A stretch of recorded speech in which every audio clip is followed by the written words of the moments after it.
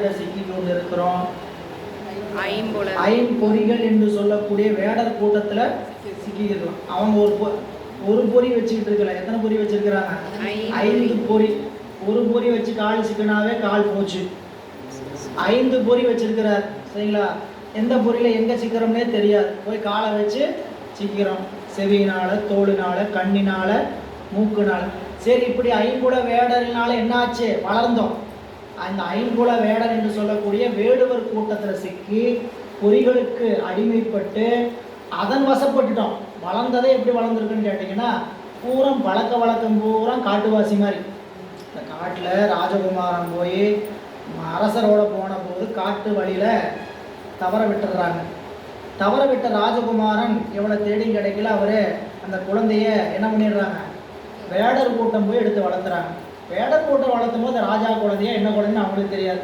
வந்தாங்க, தன்னுடைய குடும்பத்தில் தன்னுடைய குடியில் என்னென்னலாம் குளத்தில் என்னெல்லாம் வழக்கமோ அதைத்தான் வளர்த்துறாங்க. இது வளர்ந்த பழக்கம் என்னாச்சுன்னு கேட்டிங்கன்னா, அதுக்கே அடிமைப்பட்டுட்டான். சரிங்களா? தான் வேடுவனாகவே மாறியாச்சு. இப்போ ஒரு நாள் என்ன ஆகுதுன்னு கேட்டிங்கன்னா, அந்த ராஜகுமாரன் இருக்கக்கூடிய நிலையை அரசனுக்கு ஒரு தகவல் தெரியுது. சிலர்லாம் பார்த்து அங்கடையாளங்கள்லாம் பார்த்து அவரை போலவே இருக்கிறாங்களேன்னு சொல்லி வந்து சொல்ல அவர் வந்தார். வந்தபோது, நீ அரசகுமாரன், இந்த பட்டத்து சொத்து முழுக்க, இந்த பட்டத்தினுடைய எல்லா விதமான அனுபவம் உனக்குரியது, நீ வா, இதையெல்லாம் விட்டுட்டுன்னு சொன்னோன்னே, அப்போ உணரக்கூடிய பக்குவமாக இருந்ததுனால இந்த வேடர் கூட்டத்தில் வளர்ந்த அந்த குழந்தை என்னாச்சுங்க? பருவத்துக்கு வந்தங்காட்டி அரசன் சொன்னபடியே அந்த வேடுவ கூட்டத்தை விட்டுட்டு அரசனோட வந்தது. அதுதான் ஐம்புல வேடர். அங்கே வேடருங்கிறது ஐம்புலன். அரசன் என்பது சிவம். இங்கே ராஜா யாருங்க? சிவன். அரசகுமாரன் இளவரசன் ஆன்மா. ஆன்மா யார்கிட்ட சிக்கி வளர்ந்தது? ஐம்புலம் என்கிற வேடர் கூட்டத்தில் சிக்கி வளர்ந்தது. இந்த ஆன்மாவுக்கு பக்குவம் வருகின்ற காலம் வரை இந்த ஆன்மாவை நோக்கி சிவம் உள்ளிருந்து தான் உணர்த்தும். நமக்கு அறிவுக்குள் அறிவாக இருந்து நம்மை அறியாமல் செலுத்தும். நமக்கு பக்குவம் வந்த காலத்தில் சிவம் என்ன பண்ணுங்க? எதிரில் குருவாக வந்து இதெல்லாம் நமக்கு அந்நியம், இவையெல்லாம் நமக்கு அந்நியம் அப்படின்னு உணர்த்துவார். இப்போ நமக்கு உணர்த்தாமையாக இருக்கிறாரு, நமக்கு உணர்த்திட்டான இருக்கிறார் அந்நியம். நம்மளால விட முடியல அப்படின்னாவே என்ன அர்த்தம்? இன்னும் பக்குவம் வரலை. நம்ம அறிவில் இன்னும் என்ன ஆகலை? மலம் பக்குவப்படலை. மலம் பக்குவப்பட்டதுன்னா என்ன செய்வோம்? இதெல்லாம் அந்நியம், பகை அப்படின்னு நினைப்போம். பகைன்னு சொல்லிட்டு சண்டை போட்டு விட்டுட்டு வர்றதில்ல, அங்கே தான் இருப்போம். அவங்களோட என்ன பண்ண மாட்டோம்? அந்யூன்யமாக கலந்துக்க மாட்டோம். அந்த உலகத்தோட நம்ம என்ன ஆக மாட்டோம்? மிங்கிள் ஆக மாட்டோம். அது வாட்டு இருக்கும். தாமரை போல என்ன பண்ணோம்? தண்ணீரில் இருந்தாலும் நம்ம அறிவு அதுக்குள்ள ஆழ்ந்து போக. நீங்கள் என்ன பிரச்சனைன்னு பார்த்தீங்கன்னா, எல்லாரும் போய் அதில் ஆழ்ந்து போகிறது தான் துன்பத்திற்கான மூலகாரணம்.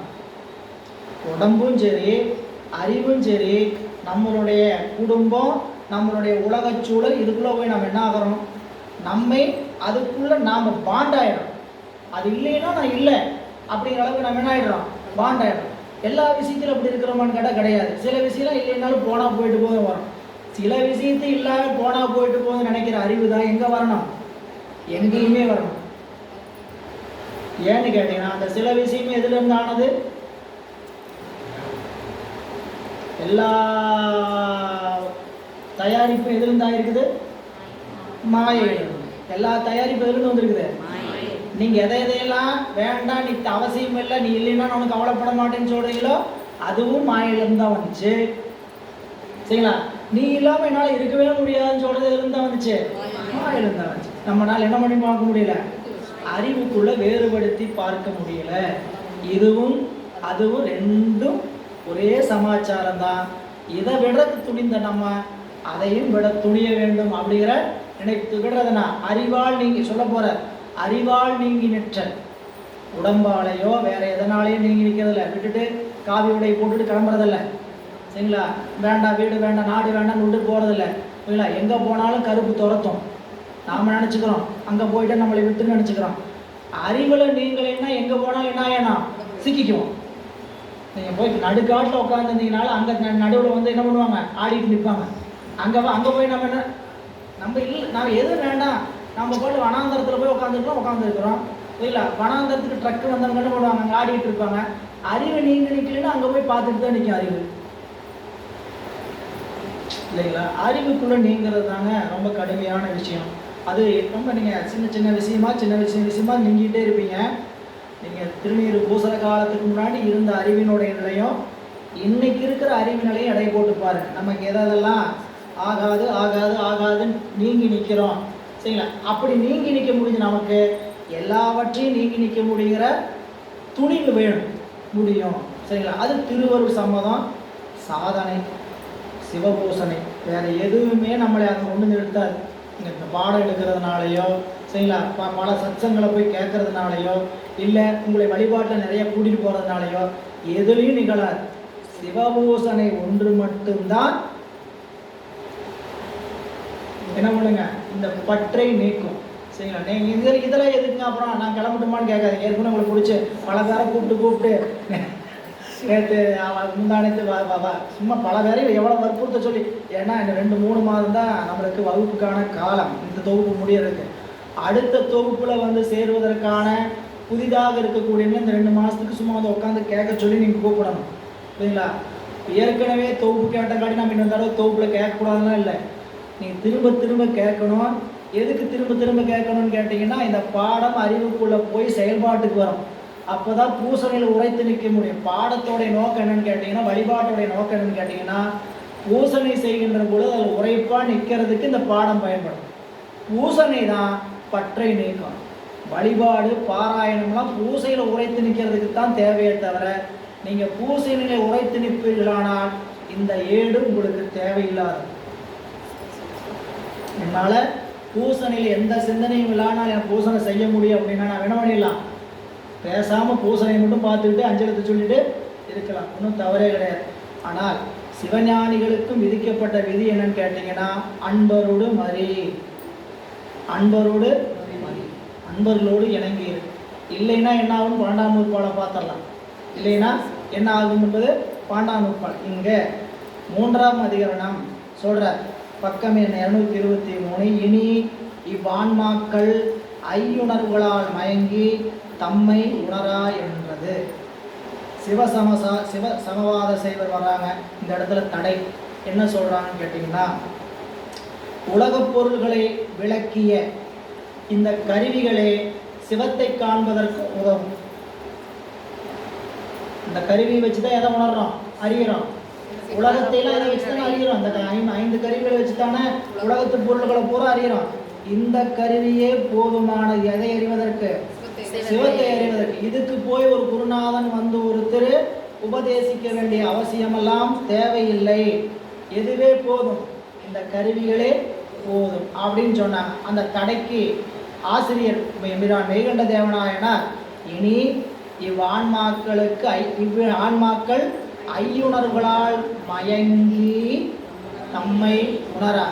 ஏயா, இந்த 5 பொறிகள் என்ன செய்யும் தெரியுமா, இந்த ஆன்மாவை அறிவை இழக்க செய்யும், தம்மை உணர முடியாமல் செய்யும்.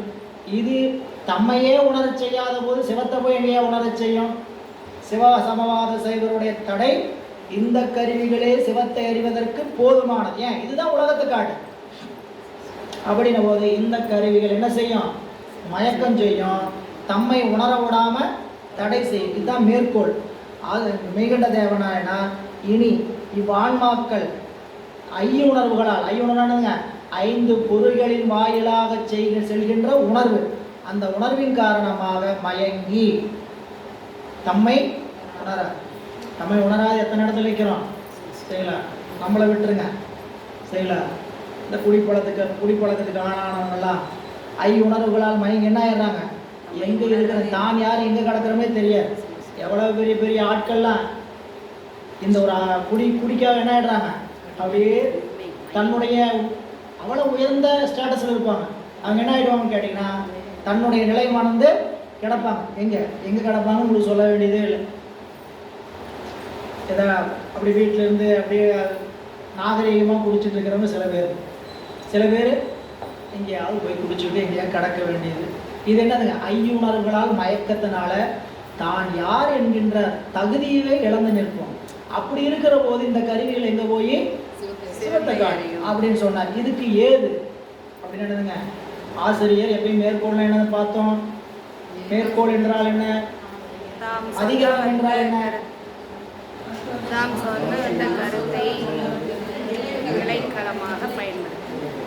ஆசிரியர் சொல்ல வந்த கருத்திற்கான நிலைக்களம். அந்த நிலைக்களம் எத்தனை கூறுகள் இருக்கும்? 5 கூறு. என்னென்ன? மேற்கோள், ஆசிரியர் சொல்ல வந்த கருத்து, அதுக்கப்புறம் ஐயம், மாணவனின் ஐயம், அதுக்கு பிற சமயவாதிகளுடைய தடை, அதற்கு பிறகு அதற்கான சித்தாந்த துணிவு, இல்ல இப்படித்தான் அப்படிங்கிற சித்தாந்த துணிவு, அதுக்கப்புறம் அதை வலியுறுத்துகின்ற வெண்பா. முன்னாடி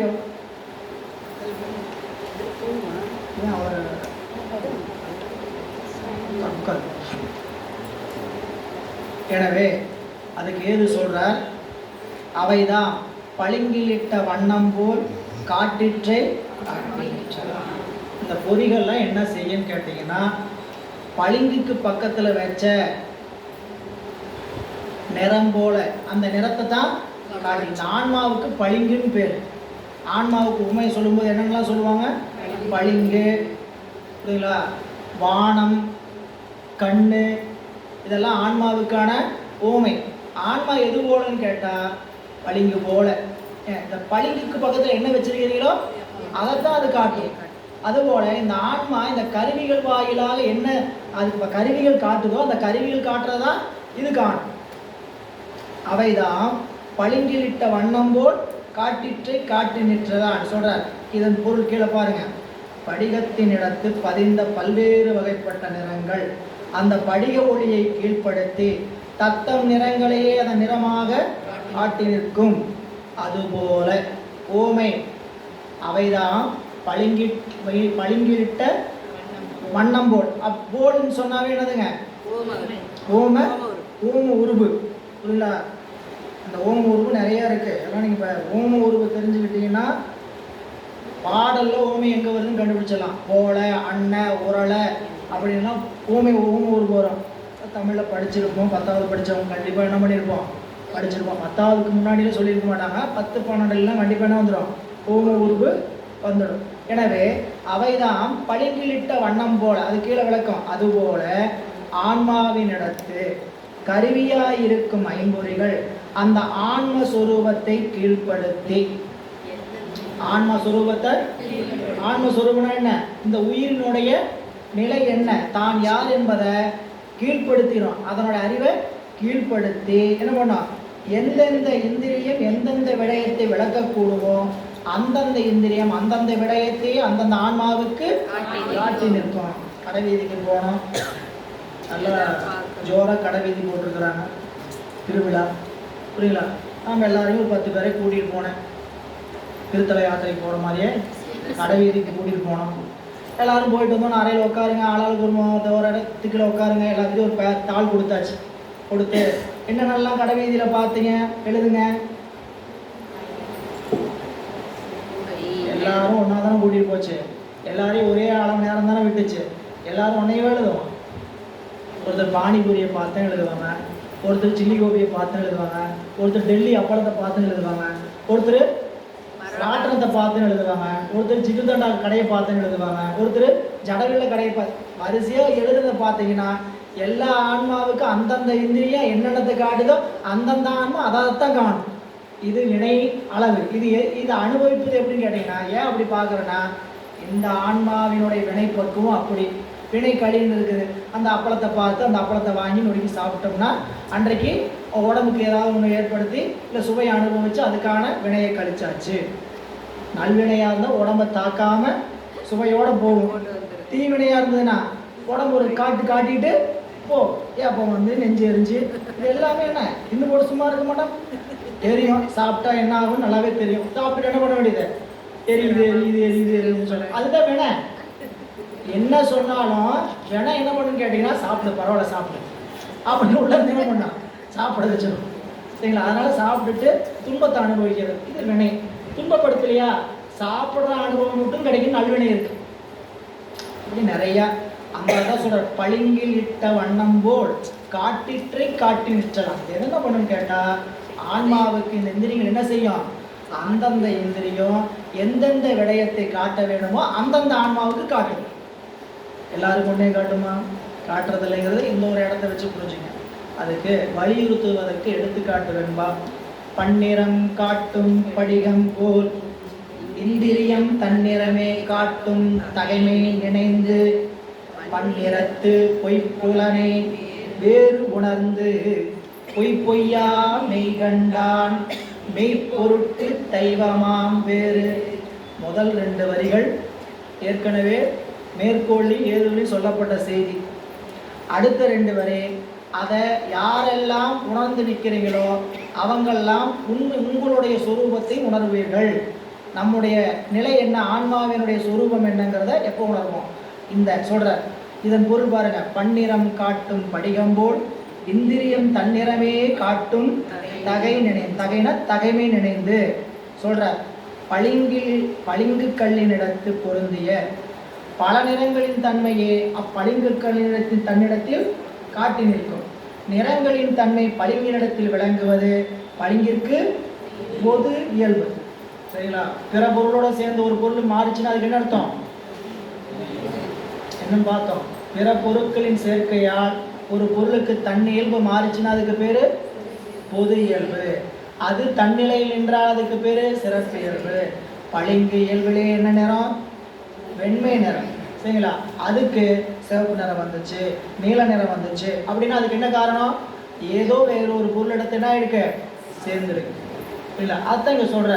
அப்படி பளிங்குக்கள் சொல்ற இயல்பு இந்த பொது இயல்புடைய படிகம் போல ஆன்மாவினிடத்து பொருந்திய இந்திரியங்களின் தன்மையே அவ்வான்மா தன்னிடத்தில் விளங்கி நிற்கும். இவ்வாறு சார்ந்த இந்திரியத்தின் வண்ணமாயிற்றல் ஆன்மாவுக்கு பொது இயல்பு. இந்த பொது இயல்பை முன்னர் சிந்தித்து அறிந்து கொண்டு ஆன்மாவுக்கு எந்தெந்த கருவிகளோடு சேருதோ அந்தந்த கருவிகளோடு இந்த ஆன்மாவோட இயல்பு சார்ந்ததின் வண்ணமாய் நிற்பது இந்த ஆன்மாவுக்கு பொது இயல்பு. அந்த பொது இயல்பை முதல் சிந்தித்து கொண்டு சிந்தித்துனாங்க. இப்படித்தான் நம்மளுடைய அறிவு எந்த பொருளோடு சேருமோ அந்த பொருளின் இடத்து ஆன்மா அறிவு படிஞ்சிடும் அப்படின்னு சிந்தித்து கொண்டு அதுக்கப்புறம் பன்னிறத்து பொய்ப்புலனை வேறு உணர்ந்து அந்த பின்னர் பளிங்கினிடத்தில் தோன்றிய அந்நிறங்கள் பளிங்குக்கு வேறு என்று அறியுமாறு போல. எப்போ அறிவீங்க? இந்த பளிங்க அந்த பொருள் இடத்துலேருந்து பிரிக்கணும். பளிங்க கொண்டு வந்து இந்த பூக்கு பக்கத்தில் வச்சிங்க, அது உள்ள என்ன நிறமாக தெரியுது? சிவப்பு நிறமாக தெரிஞ்சுது. இதை முதல்ல எடுத்து பார்த்தீங்கன்னா வெள்ளையாக தெரியுது. இதோட சேர்ந்தா என்ன ஆகுது? சிவப்பாக தெரியுது. இதை எடுத்துரு அப்படின்னு நீ பிரிச்சு இதோட உண்மை நிறம் வெண்மை தான் அப்படின்னு அறிந்ததை போல இந்த கருவிகளோடு சேர்ந்ததுனால தான் ஆன்மா இந்த துன்பத்தை அனுபவிக்கிறது, மயங்கி அறிகிறது அப்படின்னு உணர்ந்தீங்கன்னா சொல்ற. பின்னர் பளிங்கினிடத்தில் தோன்றிய அந்நிறங்கள் பளிங்குக்கு வேறு என்று அறியுமாறு போல பல்வேறு வகையான தன்மையுடைய அப்பொது இயல்பை உண்டு பண்ணும் இந்திரியங்கள் ஆன்மா தன்னில் வேறு என தெளியணும். இந்த உடம்புக்கும் நமக்கும் வேறுபாடு இருக்கு, இந்த உடம்பு நாம் அல்ல பின்னாடி சொல்லுவார். சரிங்களா? அப்போ இந்த இதெல்லாம் உணர்ந்து தெளிந்தீங்கன்னா பொய்யா மெய்கண்டான் அந்த இந்திரியங்களினால் உண்டாகிய அந்த பொது இயல்பு பொய்யாய் ஒளியுமாறு. இந்த இந்திரியங்களால் உண்டான உணர்வு என்ன ஆகும்? பொய்யாய் ஒளியுமா இல்லையாங்கிறது சாப்பிட்டு காலையில் முடிச்சு மதியானம் பசிக்குதா இல்லையா? சாப்பிட்ட சும்மா வாய்ப்புலேயே வந்துகிட்டு இருக்குது. என்ன சாப்பிட்டீங்கனாலும் சரி, எவ்வளவு சாப்பிட்டுருந்தீங்கனாலும் என்னத்தை அனுபவிச்சிங்கனாலும் சரி, புரியுங்களா? தேவாமிரதமே கொடுத்துருக்கட்டும். சாப்பிட்டு முடிச்சு கொஞ்ச நேரம் போச்சுன்னா ஆஹா ஆஹா அப்படின்னு நினச்சிக்கிட்டு தான் இருக்க முடியும். சாப்பிடும்போது நல்லா ஆஹா ஆகான்னு சுவைச்சு சாப்பிட்டுருக்கலாம். சாப்பிட்டு முடிச்சு 2-3 மணி நேரம் போச்சுன்னா அதை பற்றின சிந்தையே நமக்கு இல்லை. அப்போது அது பொய்யாய் ஒழியும். அந்த அந்த உணர்ச்சி ஒன்று சொல்கிறார். அந்த இந்திரியங்களினால் உண்டாகிய அந்த பொது இயல்பை பொய்யாய் ஒழியுமாறு பொய்யா அதான் பொய்யானா பொய்யாய் ஒழியுமாறு தனது சிறப்பியல்பை ஆன்மா உணர்ந்தானாயின் மெய்கண்டான். இந்த 2 வார்த்தை எப்படி பிரிக்கணும்? பொய்யா மெய்கண்டான். பொய்யாங்கிறதுக்கு எதுவரையும் போகிற ஒரே ஒளியுமாறு பொய்யாய் ஒளியுமாறு வரைக்கும். அதுக்கப்புறம் மெய்கண்டான் என்பதற்கு தனது சிறப்பியல்பாய் ஆன்மா உணர்ந்தானாயின். ஆயின்னாவே என்ன அர்த்தம்? கஷ்டம். ஆயின்னா ஒரு வேலை நீங்கள் செஞ்சீங்கன்னா அதுக்கு வேறாக உங்களை நீங்கள் உணர்ந்தீங்கன்னா, உணர்ந்தான் ஆயின்னான உணர்ந்தீர்களானால் வேறு மெய்ப்பொருட்கு தெய்வமா அந்த உணர்ச்சி பொது இயல்பை உண்டு பண்ணும் அந்த அசத்தாகிய அந்த இந்திரியங்களுக்கு வேறாகிய சிவசக்தி இயல்பு தன்னிடத்தில் விளங்கச் செய்யும். அவ்வாறு விளங்குதால் ஆன்மா சிவமாகிய சத்துக்கு அடிமையாகும். எப்போ இந்த அசத்தாகிய பிரபஞ்சம், இந்த உடம்பு, தனுகரண புவனபயோகங்கள் எல்லாம் நமக்கு வேறு என்று பொய், இவையெல்லாம் பொய் என்று எப்போ ஒழியுதோ அப்போ நம்மிடத்துல மெய்கண்டான் அதை யார் உண்மையா உணர்வாங்களோ அவர்களிடத்துல அந்த பளிங்கிலிட்ட வண்ணபேதம் எல்லாம், வண்ணபேதத்திலிருந்து பளிங்கை நீக்கி கண்டோம்னா எப்படி உண்மையை உணர்வோமோ அதுபோல உலகப் பொருளாகிய அந்த சார்பை விட்டு நீங்கி நிற்கும் பொழுது நாம் சிவத்தை அந்த இடத்தில் உணர்வோம். அதுதான் இங்க சொல்றார், வேறு மெய்ப்பொருட்கு தெய்வமா. மெய்ப்பொருள் சிவத்திற்கு இந்த ஆன்மா அடிமையாகும் எப்பொழுது அசத்தை அசத்து என்று கண்டு நீங்கிறோம் அறிவில, அப்போ உண்மையிலேயே நாம் சிவத்திற்கு அடிமையாகி விடுவோம். அறிவில சொல்றார். இனி 4ஆம் அதிகரணம் 3ஆம் அதிகரணம் 226வது பக்கம் 3ஆம் அதிகரணத்துல ஐம்புல வேடரின் வளர்ந்து அயர்ந்தனை. இப்படி இந்த என்ன சொன்னாங்க சிவசமவாத செய்வர்கள், இந்த கருவிகளே உலகத்தை காட்டுது, அந்த கருவிகளே சிவத்தையும் காட்டும் அப்படின்னாங்க. காட்டாது. ஏன்? இந்த கருவிகள் எல்லாம் ஆன்மாவை என்ன செய்யும்? மயங்கச் செய்யும். ஆன்மாவை தான் ஆன்மா என்றே உணர விடாது. அதனால அவற்றின் வேறாகிய நிலையில ஆன்மா இவற்றை வேறென்று கண்டு கழித்தால்தான் தன்னையும் சிவத்தையும் உணரும் அப்படின்னு சொன்னபோது, அப்படி எப்போ இந்த ஆன்மா விடுதோ, விட்டால் அந்நியமின்மையின் அரண்களல் விடுக என்பது குருநாதருடைய ஆணை. விடுக என்பது குருநாதருடைய ஆணை. விட்டால் என்பது அதில் விட முடியாதவங்க. விடுக என்பது குருநாதர் ஆணை. விடுகன்னு சொன்னோன்னே யாரு விட்டுட்டாங்க? அந்த அதிதீவிர பக்குவம் இருக்கிறவங்க விட்டுட்டாங்க. அவங்க என்ன ஆயிட்டாங்க? உடனே விட்டு அரண்களல் செழுமை. எங்கேயும் அரண்களல் போனாங்க? வேற எங்கேயாவது போனாங்களா? இல்லை. அந்நியமின்மையின், நமக்கு அவருக்கு என்ன இல்லை?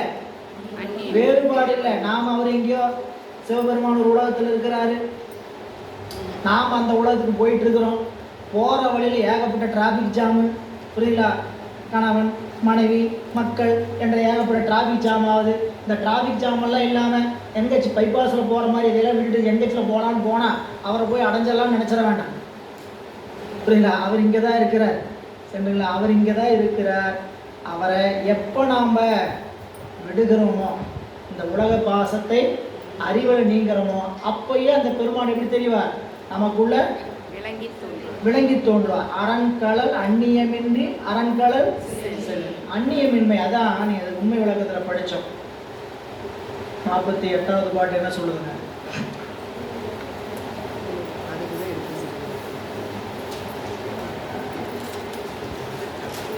பாட்டு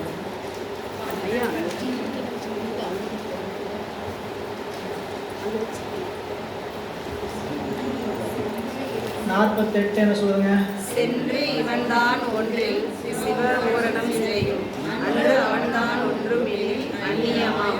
இன்று இரண்டும் அற்ற நிலை ஏது எனில் ஆதிரன் கல்வி குற்றமர நின்றது போல் போல். சென்று இவன்தான் ஒன்றில் சிவபூரணம் சிதையும். நாம போய் சிவபெருமான சேர்ந்தான்னு சொன்னோம்னா எல்லா இடத்துலையும் சிவம் நிறைந்திருக்கிறது கெட்டு போயிடும். சித்தாந்தம் அவசித்தாந்தம். சென்று இவன்தான் ஒன்றில் சிவபூரணம் சிதையும். இல்லை இல்லைங்க, அன்று அவன்தான் ஒன்றுமணி, அவன் வந்துடுவான், நாம போக வேண்டியதில்லை, அவர் அங்கிருந்து வந்துடுவான்னு சொன்னா. அன்று அவன்தான் ஒன்றுமணியில் அந்நியம். அவன் எங்கேயோ இருக்கிறான், நாம் எங்கேயோ இருக்கிறோம், அவன் அங்கிருந்து இங்கே வந்து சேர்ந்தான் ஆயிடும். என்னதான் சொல்ல வரீங்க? இன்று இரண்டும் மற்ற நிலை ஏது எண்ணில் ரெண்டும் கிடையாது. வேற என்ன சொல்ல வரீங்கன்னா, ஆதித்தன் அந்த விழி அந்தக விழி குற்றமறன்றது போல் கொள். சூரியனோட சூரியன் எல்லா நேரமும் இருந்துகிட்டு இருக்குது. எல்லாரும் கண்ணுக்கு வெளிப்படுதா, காட்சிப்படுதா? கூடுறவனை கண்ணுக்கு தெரியல. ஏன் கூறு? அப்போ சூரியன் இல்லாமல் போச்சா? சூரியன் அங்கேயே தான் இருக்குது, ஆன்மாவும் அங்கே தான் இருக்குது. அந்த ஆன்மாவுக்கு என்ன இல்லை? கண் பார்வை படலம் மறைச்சிருக்குது. கண் படலம் போச்சுன்னா அங்கேயே சூரியன் காட்சி போடும். ஒரு இடத்துக்கு போக வேண்டியதும் இல்லை, சூரியன் நம்ம நோக்கி வர வேண்டியதும் இல்லை. நாம் எங்கே இருக்கிறோமோ பார்வையினுடைய குற்றம் கண்படலம் நீங்கி என்றால் நம்மளுடைய அறிவு அப்பயே சிவத்தின் அந்த சூரியனை காண்பது போல ஆன்மாவுக்கு மறைத்திருக்கக்கூடிய ஆணவமலமாகி அறியாமை நீங்குகிற காலத்தில் ஆன்மா அப்பொழுதே சிவத்தை தரிசிக்கும். இல்லை, அதான் அங்கே பார்த்தோமா? பார்த்த மாதிரி தாங்களே பார்த்தோமா. 48வது பாடல சொன்னார் இல்லையா, அந்த உண்மை விளக்கத்தை அப்படியே புடம் போட்டு படிச்சிடணும். அடிப்படை நூல் சரிங்களா. வாய்ப்பு இருக்கிறவங்கள சிவபூஜையில் நாள்தோறும் படிக்கணும் சாத்திரங்கள் சரிங்களா. தோத்திரமே படிக்கிறதுக்கு நேரம் இல்லைங்க நீங்கள் கேட்டாங்க. தோத்திரமே 12 திருமுறையில் விண்ணப்பம் செய்யுங்கன்னா பஞ்சபுராணத்தை வச்சுக்கிட்டு இருக்கிறீங்க. இன்னும் நிறைய பேர் என்ன பண்ணுறது, 14 சாத்திரம் 12 தோத்திரம் எல்லாத்தையும் என்ன பண்ணோம் விண்ணப்பம் செய்யும். சரி, 14 சாத்திரம் விண்ணப்பம் செய்ய முடியாது. அதுக்கு தான் உங்களுக்கு ஒரு புத்தகம் கையில் கொடுத்துருக்குறாங்க, தமிழ் மறைன்னு ஒரு புத்தகம். அது யாருக்கு? ஞான பூஜை செய்கிறவங்களுக்கு. அந்த பூஜை சிவபூஜை செய்கிறவங்களுக்கு. சிவபூஜை வேறு ஞான பூஜை வேறுன்னு நினச்சிக்காதீங்க. சிவபூஜை பண்ணுறவங்களாம் என்ன பண்ணிகிட்டு இருக்கிறோன்னு கேட்டிங்கன்னா சிவபூஜையோடு நிறுத்திக்கிறோம். அகபூஜை பண்ணுறதில்ல, திருமுறைகளையும் பாடல்களெல்லாம் பெருசாக விண்ணப்பம் செய்கிறதில்ல. வாங்கியாச்சு ஆசையில் சரிங்களா. எல்லோரும் வாங்கினாங்க, நாமளும் ஆசையில் நம்ம பூஜை பண்ணணும்னு வாங்கிட்டோம். வாங்கினதுக்கு பிறகு வாங்கின மாதிரியே நிற்கலாமா, வாங்கின அன்னைக்கு நிற்கிற மாதிரி நிற்கலாமான்னா கொஞ்சம் கொஞ்சமாக பூஜை என்ன பண்ணணும், ஆழ்ந்து செய்யணும். விரிக்கிறது இல்லை, விரிக்க வேண்டிய 2 மணி நேரம் 3 மணி நேரம் செய்யணுங்கிறாங்க. நீங்கள் எவ்வளோ நேரம் செஞ்சாலும் சில விஷயங்களை என்ன பண்ணணும், தவறாமல் செய்யணும். இது 9ஆம் நூற்பாட பார்க்கலாம். இங்கே பாருங்கள், இனி 8ஆம் நூற்பா 4வது அதிகாரம் என்ன சொல்கிறார், இனி இவ்வான்மா தன்னை இந்திரியத்தின் வேறாவான் காணவே தமது முதல் சீபாதத்தை அணையும் என்றது. என்ன மேற்கோள், ஆசிரியர் என்ன மேற்கோள் சொல்கிறாருன்னு பார்த்தீங்கன்னா, கருவியில் நீங்கின இடத்துல ஆன்மா இறைவனுடைய திருவடியை அடையும். கருவிகள் நீங்குச்சுன்னா ஆன்மா என்ன ஆகும், இறைவனுடைய திருவடியை அடையும். இது மேற்கோள் சரிங்களா. கருவிகள் நீங்கினா ஆன்மாவுக்கு என்ன வரும், பக்குவம் வருமா? படிச்சு பணிக்கிறாயிட்டாங்க. கருவிகள் நீங்கினால் ஆன்மாவுக்கு என்ன நிகழும் சொல்லுங்கம்மா. ஓ, கருவிகள் நீங்கினா இறைவன் திருவடிக்கு போயிருமா? அப்படிதான் சொல்லியிருக்கிறாங்க ஐயா இந்த இடத்துல அப்படிதான் சொல்லியிருக்கிறாங்க. ஆனால் தடை என்னன்னு கேட்டீங்கன்னா, கருவிகள் நீங்கினால் ஆன்மாவிற்கு என்ன வந்துடும், கேவலம் வந்துடும். ஆன்மாவுக்கு என்ன வந்துடும், அறிவிகள் நீங்கினா ஆன்மாவுக்கு அறியாமை தான் வரும். அதுதான் கேவலம். புரியல? கனவு உறக்கம் பேருறக்கம் இந்த கருவிகள் நீக்கிட்டு வருது இல்லை. 35 20 22 3 2 1 அப்படின்னு போகிறது இல்லை. அதான் கருவிகள் நீக்கம். கருவிகள் நீங்களா ஆன்மாவுக்கு நிகழ்வது கேவலம். புரியல? அப்படின்னு தடை சொல்கிறான். நீ கருவிகள் நீங்கன்னா சிவத்தோடைய திருவடி அடின்னு நீ சொல்கிறீங்க. நாங்கள் என்ன சொல்கிறோம், கருவிகள் நீங்கி எடுத்து ஆன்மாவுக்கு அறியாமை தான் நிகழும், கேவலம் தான் நிகழும், சிவபெருமான் திருவடிக்கெல்லாம் போகாதுன்னு சமயவாதியினுடைய வேதவாத செய்வர் அவங்களுடைய தடை. கருவிகள் நீங்கின இடத்துல ஆன்மா என்ன ஆகும், சிவத்தோடைய திருவடியை சென்று அடையுங்கிறதுக்கு ஏது சொல்கிற ஆசிரியருடைய மேற்கோள். இந்த ஆன்மாக்கள் கருவிகள் நீங்கின இடத்து உயிர் எங்கே போகும், இறைவனுடைய திருவடியை அடையும். அதுக்கு மேற்கோள் என்னங்க, இனி இவ்வான்மா தன்னை இந்திரியத்தின் வேறாவான் காணவே. இந்த இடத்துல படிக்கும்போது எப்படி படிக்கணும், காணவே தமது முதல் சீபாதத்தை அணையும் என்றது. மாணவனுடைய ஐயம், கருவிகளை நீங்க முடியுமா? நிஜமா நீங்க முடியுமா? நீங்க முடியாதா அப்படின்னு மாணவனுடைய ஐயம். அவங்க என்ன சொல்றான், கருவிகள் நீங்க நடத்த ஆன்மாவுக்கு என்ன வந்துடும், கேவலம் வந்துடும், வேதவாத செய்ய சொன்னான். அதுக்கு ஏது இல்லை, சித்த ஏது நடந்துங்க, சித்தாந்த துணிவு சொல்றார். கருவிகள் நீங்க நடத்த ஆன்மா இறைவனுடைய திருவடியை அடையும். எப்படி நீங்க நடத்து, ஊசல் கயிறு அற்றால் தாய் தரையேயாம் துணை. ஊசல் கயிறு அந்து போச்சுன்னா எது நமக்கு ஆதாரம், தரைதான். சரிங்களா? நாம் எது இப்போதைக்கு எதோ ஆதாரம் நினச்சிக்கிட்டு இருக்கிறோம், ஊசல் கயிறு மேலே ஆடிட்டு இருக்கிற வரைக்கும் பலகை கயிறு, கொண்டி, எதெல்லாம் ஆதாரம்? பலகை, கயிறு, கொண்டி, இதெல்லாம் தான் ஆதாரம் நினைச்சுக்கிட்டு இருக்கிறோம். ஆனால் பரமாதாரம் எது? இது இந்த ஆதாரம் என்னதுங்க? அவாந்தர ஆதாரம். இந்த ஆதாரம் அவாந்தர ஆதாரம். பரமாதாரம் நிலம்தான். அதான் சொல்ற. நாம் என்ன நினைக்கிறோம்? நம்மளை யார் தாங்கிட்டு இருக்கிறாங்க? அப்பா தாங்குறாரு, அம்மா தாங்குறாங்க, கணவன் தாங்குறாரு, மனைவி தாங்குறாங்க, பிள்ளை தாங்குறாங்க. அப்படி நினைக்கிறதெல்லாம் எது போலன்னு கேட்டா பலகை, கயிறு, கொண்டி, செவுரு எல்லாம். ஒரு நாளைக்கு அந்து போகும்போது தான் உண்மையிலேயே தாங்கினது தரை தான். அதுபோல இதெல்லாம் ஆணவம், கண்மம், மாயை. செவுரும் கொண்டியும் தான் ஆணவம் இல்லை, தொங்குகின்ற அதுக்கு பேர் தான் கண்மம் இல்லை. மாயை என்பது பலகை. போயிட்டு போயிட்டு வந்துட்டு இருப்போம். பலகை என்ன பண்ணோம்? இங்கிட்டு போக வேண்டியது, அங்கிட்டு வர வேண்டியது தான். என்னது? போக்கு வரவு புரிந்து போக வேண்டியதா. என்னையா தொழில் பண்ணுறீங்க அப்படின்னு கேட்டால் பிறப்பதற்கே தொழிலாகி இறக்கின்றார். என்னையா தொழில் பண்ணீங்க? இறக்க வேண்டியதா, இறக்க வேண்டியதா. இதுதான் எங்களுடைய மெயின் பிஸ்னஸ். நம்மளுடைய மெயின் பிஸ்னஸ் என்ன? இறப்பதும் பிறப்பதும். அப்படிங்கிற மாதிரி தான் இந்த பலகாலத்தை உணர்த்துது. போவது வருவது. போனால் என்ன பண்ணணும்? மறுபடியும் வந்து தான் ஆகணும். போனால் வந்து தான் ஆகணுங்கிற கேரக்டரில் நாம் ஆகிட்டோம்.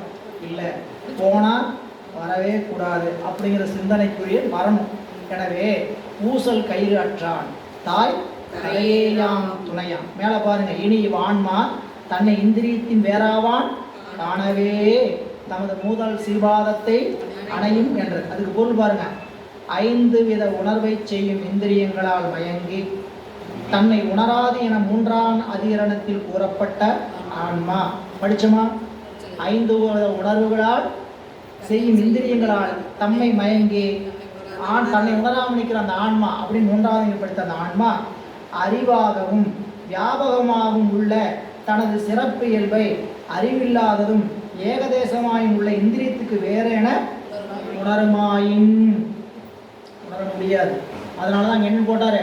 காணவே. காண முடியுமா? இந்திரியத்தின் வேறாக ஒருபோதும் காண முடியாது. அப்படின்னா ஏங்கையா படிக்கணும்?